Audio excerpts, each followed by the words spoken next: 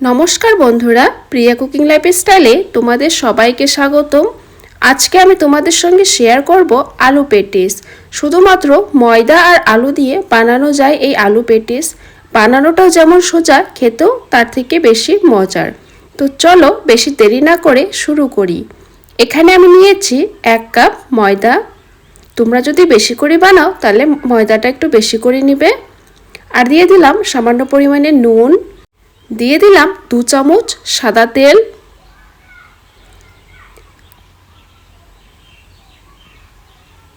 এখন আমি এসবগুলো হাত দিয়ে ভালো করে মেখে নেব। তো বন্ধুরা, আমার এই আলু পেটিসের রেসিপিটা যদি তোমাদের ভালো লাগে তাহলে লাইক কমেন্ট শেয়ার অবশ্যই করো, আর চ্যানেলটি সাবস্ক্রাইব করো সবার প্রথমে ভিডিও নোটিফিকেশন পাওয়ার জন্য। তো আমার কিন্তু মাখা হয়েছে ময়দাগুলো। এখন আমি জল দিয়ে একটা ডো আকারে তৈরি করব। তো আমার ডোটা তৈরি হয়েছে। এখন আমি এর মধ্যে 1 চামচ সাদা তেল দিয়ে দিলাম। তেলটা আমি আবারও ভালো করে ময়দার সঙ্গে মেখে নেব।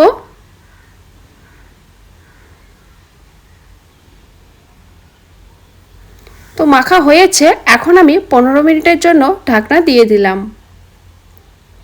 আর এইদিকে আমি কড়াইয়ে গরম করে নিয়েছি। কড়াইয়ে আমি 2 চামচ সাদা তেল দিয়েছি, দিয়ে দিলাম একটা কুচি করে পেঁয়াজ, দিয়ে দিলাম 2টো কাঁচা লঙ্কা কুচি। আর এখন আমি ফ্লেমটা মিডিয়াম ফ্লেমে রেখেছি। এখন আমি পেঁয়াজটা একটু লাল করে ভেজে নিয়েছি। আর এইদিকে আমি 2টো বড় সাইজের আলু সেদ্ধ করে ছেনে রেখেছিলাম, সেই আলুটা দিয়ে দিলাম। দিয়ে দিলাম স্বাদ মতো নুন, আর দিয়ে দিলাম কালারের জন্য রং গুঁড়ো, দিয়ে দিলাম 1/2 চামচ চাট মশলা, আর দিয়ে দিলাম 1/2 চামচ জিরে গুঁড়ো, আর দিয়ে দিলাম 1 চামচ আদা বাটা। এখন আমি এই সবগুলো ভালো করে নেড়ে চেড়ে ভেজে নেব, আর ফ্লেমটা কিন্তু মিডিয়াম আঁচেই রাখতে হবে।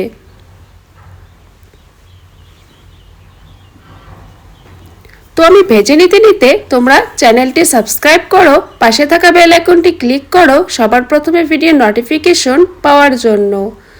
তো আমার ভাজা হয়েছে আলুগুলো। এখন আমি দিয়ে দেব কেটে রাখা ধনেপাতা। এখন শীতকালের দিন সবার ঘরে প্রায় ধনেপাতা থাকে, তাই ধনেপাতাটা দেওয়া ভুলবে না। ধনেপাতাটা দিলে স্বাদটা আরও দ্বিগুণ বেড়ে যায়। তো ধনেপাতাটা দিয়ে আমি আরও 2 মিনিটের মতো নাড়াচাড়া করে নামিয়ে নেব।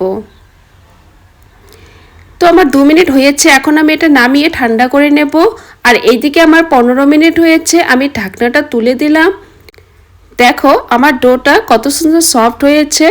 এখন আমি এই ডোটা আবার ভালো করে হাত দিয়ে মেখে নেব। মেখে নিয়ে এখন আমি একটু লম্বা শেপে করে নেব ডোটা। এখন আমি এই ডোটা লেচি করে নেব।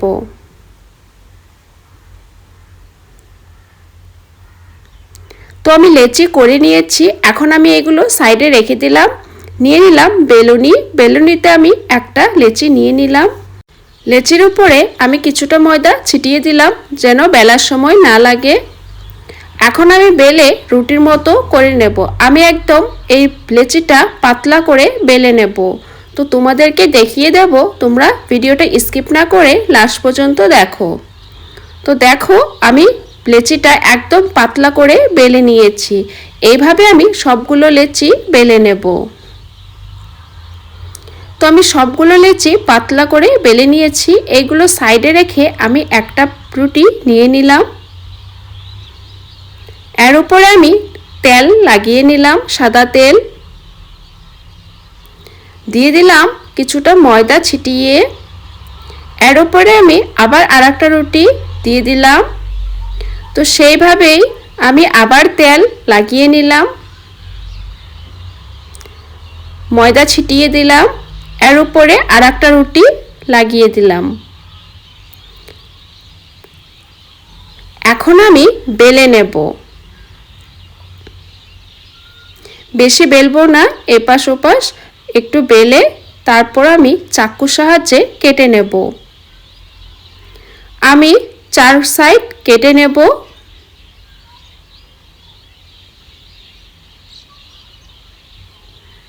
তো আমি 4 সাইডে এইভাবে কেটে নেব আর এই সাইডেরগুলো রেখে দেব, এগুলো দিয়ে আবার আমি বানাবো।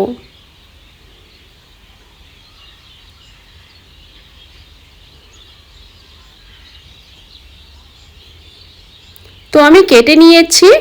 সেই আলুর পুরটা আমার ঠান্ডা হয়েছে, আলুর পুরটা আমি মাঝখানে দিয়ে দিলাম। আর আমি এই রুটির 4 সাইডে জল লাগিয়ে দেব।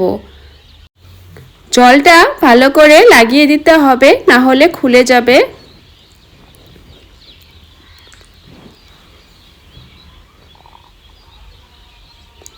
তো আমার লাগানো হয়েছে, এখন আমি এভাবে লাগিয়ে দিচ্ছি।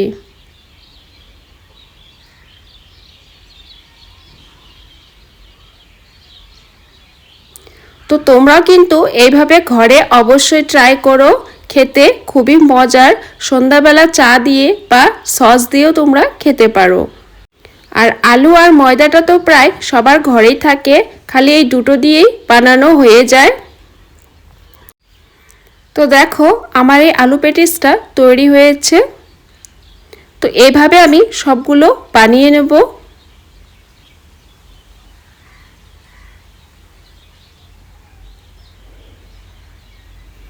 তো এভাবে আমি 4টেই বানিয়ে নিয়েছি। আর এইদিকে আমি তেলটা গরম করে নিয়েছি। এখন আমি ফ্লেমটা লো ফ্লেমে রেখেছি। তেলটা গরম করে ফ্লেমটা লো ফ্লেমে রেখে ভাজতে হবে। তো এখন আমি একটার পর একটা তেলে ছাড়লাম।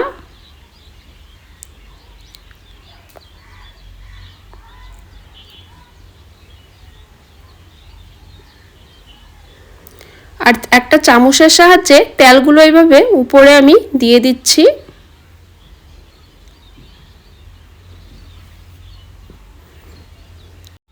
তো এইভাবে আস্তে আস্তে চামচ দিয়ে উল্টাপাল্টা করে ভেজে নিতে হবে। তো এই প্যাটিসটা আমি লাল করে ভেজে নেব। আর ফ্লেমটা লো ফ্লেমে রেখে ভাজতে হবে, তাহলে একদম ভেতর থেকে ভাজা হবে, খেতেও ভালো লাগবে। আর দেখো কত সুন্দর ফুলেছে আলু প্যাটিসগুলো। তো আমার ভাজা হয়েছে, এখন আমি প্যাটিসগুলো নামিয়ে নেব।